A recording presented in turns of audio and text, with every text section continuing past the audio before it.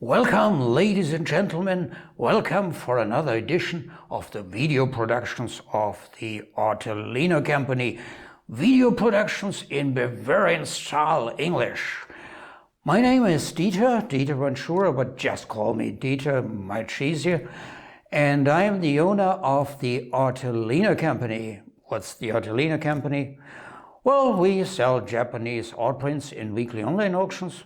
And that's, by the way, is the reason why we make these videos. Today, I want to introduce a wonderful print of one of my favorite artists from the first half of the 20th century. The title of this print is Kamogawa Boshu, and the artist was Hasui Kawase. Hasui Kawase lived from 1883 until 1957, and he is regarded as the best Japanese landscape artist of the first half of the 20th century. The publisher for this print was Watanabe Shotsaburo, the famous mentor and one can even say inventor of the Shinhanga art movement. I will explain that later. And it was published in 1934.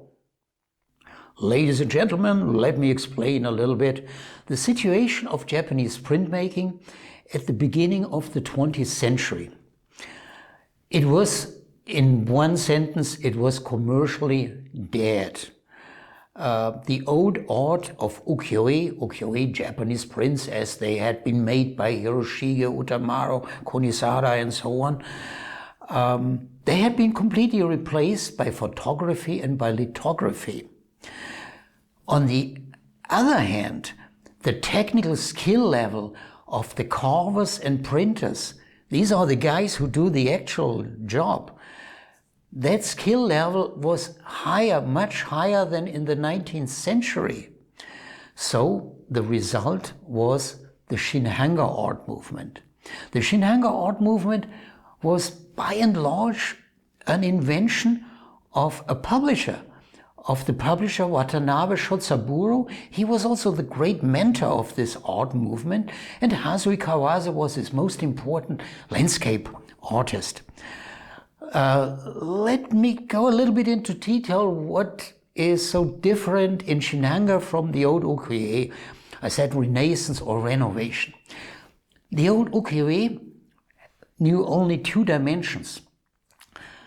Shinhanga, of course, has perspective, so three dimensions. The old ukiyo-e didn't know any shadows, shadow, light, that didn't exist. That is typical for Shinhanga. The Shinhanga artists had a close look at the French Impressionists, and they had learned from the French Impressionists.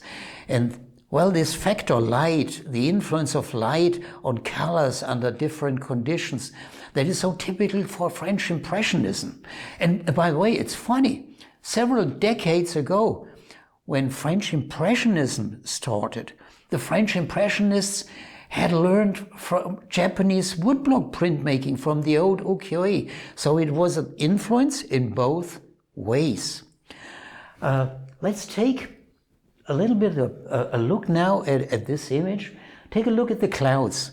In old ukiyo-e, clouds were just simply stylized. Yeah, this is more complex. Then look at the gradation.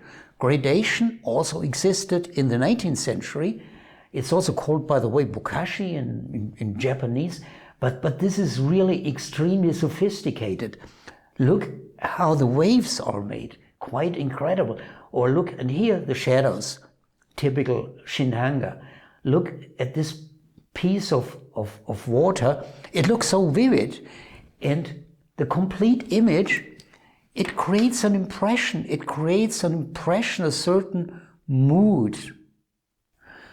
I guess that most Westerners are not capable of reading Japanese characters, let alone old characters.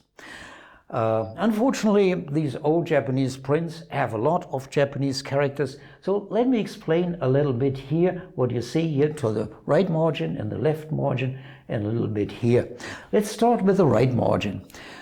This is Here, this is the square copyright seal of the publisher Watanabe Shotsaburo. It was used from 1931 until 1941. 1941, the attack on Pearl Harbor, when woodblock printmaking came practically to a standstill in Japan. Here, inside the image, we have the signature and seal of the artist, Hasui Kawase, but it's not handwritten. It's carved from the block. And finally, up here is the title.